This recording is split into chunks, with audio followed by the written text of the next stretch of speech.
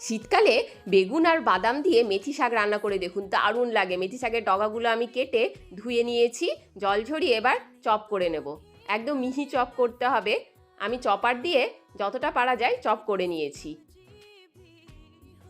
তারপর কড়াইয়ে তেল দিয়ে বাদামগুলো ভেজে নিলাম, ভেজে উঠিয়ে নিয়েছি। এবার লবণ হলুদ মাখানো বেগুনগুলোও আমি ভেজে উঠিয়ে নেব। তারপর সেই কড়াইয়ে দিয়ে দিলাম তেল, শুকনো লঙ্কা, রসুন ফোড়ন আর সর্ষে ফোড়ন।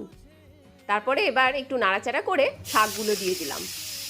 এবার শাকটা দিয়ে একটু সিমারে রাখতে হবে গ্যাসটা। তাতে দিয়ে দিলাম লবণ হলুদ আর ব্যালেন্স করার জন্য একটু চিনি। এবার 1 মিনিটের মতো আমি ঢাকা দিয়ে রেখে দেবো যাতে শাকটা নরম হয়।